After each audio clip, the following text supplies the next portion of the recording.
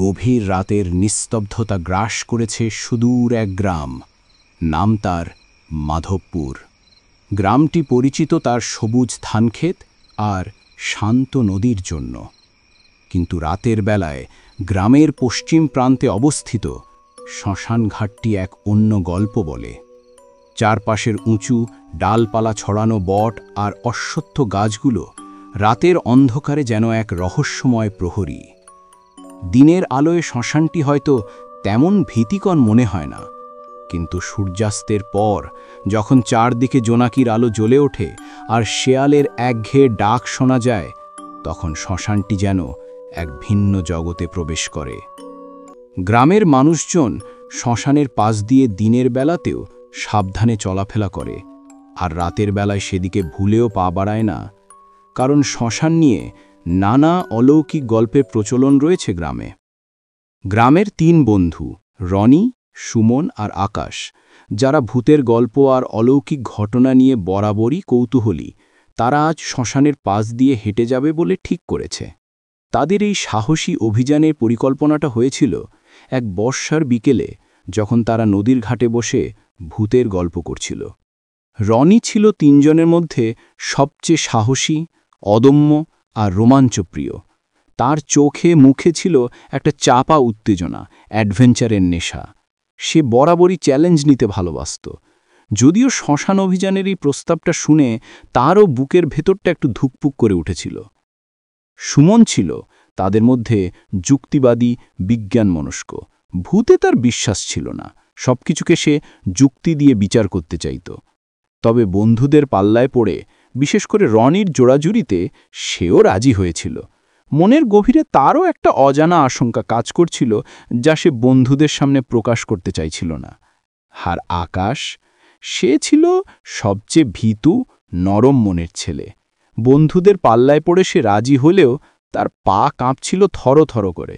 সে বারবার অজুহাত খুঁজছিল যাতে এই অভিযান বাতিল হয়। আচ্ছা, আজ থাক না রে, অন্য একদিন যাব, এমন কথাও সে বলেছিল কয়েকবার। কিন্তু রনি আর সুমনের উৎসাহের কাছে তার ভয় চাপা পড়ে গিয়েছিল। অন্ধকার যখন গভীর হল, তখন রাত প্রায় 2টো। আকাশ ছিল মেঘে ঢাকা, তাই চাঁদের আলো সামান্যই পৌঁছাচ্ছিল পৃথিবীতে। চারপাশ এতটাই অন্ধকার যে নিজেদের হাতের তালুও দেখা যাচ্ছিল না। তাদের একমাত্র ভরসা ছিল রনির হাতের ছোট্ট একটি টর্চ লাইট।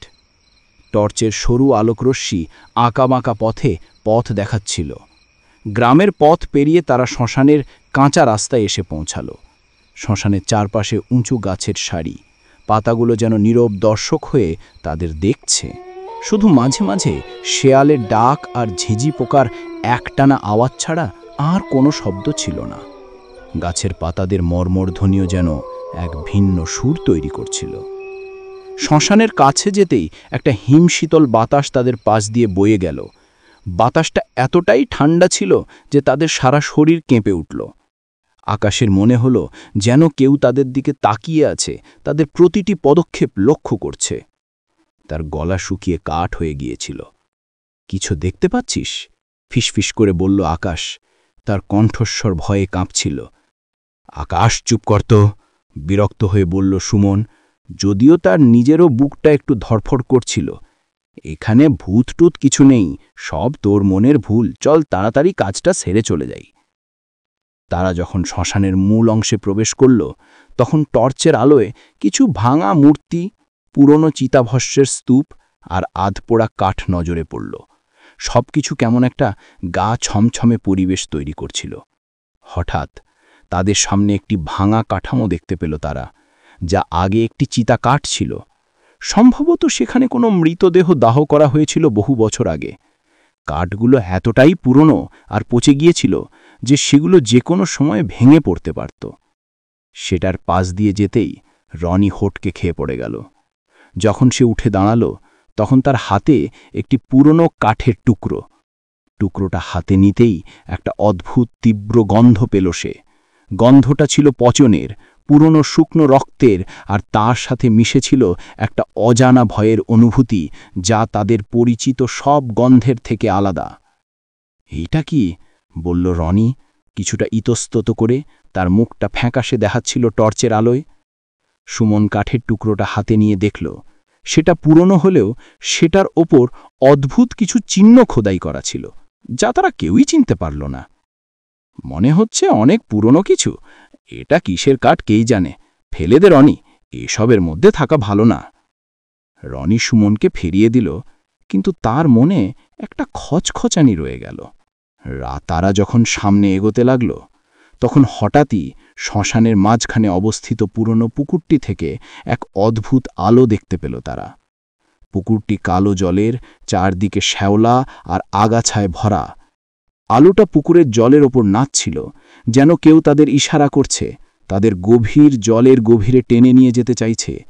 আলোটা প্রথমে ক্ষীণ ছিল, তারপর ধীরে ধীরে উজ্জ্বল হতে লাগল, আর তার রং ছিল এক ধরনের অস্বাভাবিক সবুজ। আকাশ ভয় প্রায় কেঁদে ফেলেছিল, তার সারা শরীরের রক্ত যেন জমাট বেঁধে যাচ্ছিল। ওটা কি? চিৎকার করে উঠল আকাশ, তার গলা দিয়ে কোনো মতে শব্দ বেরোচ্ছিল। রনি আর সুমনও চমকে উঠল। আলোটা তাদের দিকেই আসছিল, জলের ওপর দিয়ে ধীরে ধীরে ভাসতে ভাসতে। যত কাছে আসছিল ততই তারা স্পষ্ট দেখতে পাচ্ছিল যে আলোটা আসলে একটি ছোট পুরনো লণ্ঠন, আর লণ্ঠনটা ধরে আছে একজন সাদা ঝাপসা কাপড় পরা ছায়া মূর্তি। মূর্তিটার কোনো স্পষ্ট অবয়ব ছিল না, শুধু একটা মানুষের মতো আকার, যা রাতের অন্ধকারে আরও ভৌতিক দেখাচ্ছিল। ছায়ামূর্তিটার চোখগুলো যেন গভীর অন্ধকারে জ্বলছিল। পালাও! রনি চিৎকার করে উঠল, তার কণ্ঠস্বরে ছিল তীব্র ভয় আর আতঙ্ক। 3 বন্ধু প্রাণপণে দৌড়াতে শুরু করল। তাদের মনে হলো ছায়ামূর্তিটা তাদের পেছনেই আসছে। তার পায়ের কোনো শব্দ না থাকলেও যেন একটা অদৃষ্ট উপস্থিতি তাদের তাড়া করছে। দৌড়াতে দৌড়াতে তারা শ্মশান পার হয়ে গ্রামের কাঁথা পথে এসে পড়ল। যখন তারা থামল, তখন তারা হাঁপাচ্ছে আর তাদের বুক ধড়ফড় করছে। তাদের সারা শরীর ঘেমে ভিজে গিয়েছিল, ভয়ে তাদের নিঃশ্বাস বন্ধ হওয়ার উপক্রম হয়েছিল। তারা কেউ পেছনে ফিরে তাকানোর সাহস পাচ্ছিল না। পরদিন সকালে যখন তারা আবার সাহস করে শ্মশানের কাছে গেল, তখন সবকিছুই আগের মতোই শান্ত ছিল। পুকুরে কোনো আলো ছিল না, কোনো ছায়ামূর্তি ছিল না, শুধু ভাঙা চিতাকাঠটা পড়েছিল, আর তার পাশেই রনির ফেলে দেওয়া সেই কাঠের টুকরোটা। গতকাল রাতের ঘটনাটা যেন একটা দুঃস্বপ্ন ছিল, কিন্তু তাদের মনের ভেতর তার রেশ রয়ে গিয়েছিল।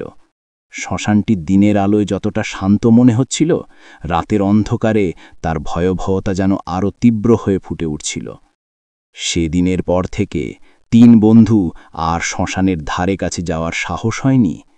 তারা বুঝেছিল কিছু রহস্যের উন্মোচন না করাই ভালো। তারা বুঝেছিল এই পৃথিবীতে এমন কিছু জিনিস আছে যা যুক্তি দিয়ে ব্যাখ্যা করা যায় না, যা শুধু অনুভূতির মাধ্যমে উপলব্ধি করা যায়। আর তাদের সেই রাতের অভিজ্ঞতা তাদের জীবনে এক অবিস্মরণীয় ভয়ের স্মৃতি হয়ে রয়ে গেল। শ্মশানের হাতছানি তাদের জীবনে এক নতুন উপলব্ধির জন্ম দিয়েছিল, যে প্রকৃতির বুকে এমন অনেক রহস্য লুকিয়ে আছে যা মানুষের জানার সীমার বাইরে। বন্ধুরা, কেমন লাগলো আজকের এই গভীর রাতের শ্মশানের ভৌতিক গল্প? আর আপনারা কি এমন কোনো অভিজ্ঞতার সম্মুখীন হয়েছেন? কমেন্ট বক্সে জানান আপনার সেই রোমহর্ষক কাহিনী। আমরা জানতে চাই আপনাদের সেরা ভৌতিক অভিজ্ঞতা। এই রকম আরও অনেক অলৌকিক আর রহস্যময় গল্প শুনতে চাইলে আমাদের চ্যানেলটি সাবস্ক্রাইব করুন। দেখা হবে পরের ভিডিওতে আরও একটি নতুন রহস্য নিয়ে। ততক্ষণ পর্যন্ত ভালো থাকুন, সুস্থ থাকুন এবং সাবধানে থাকুন।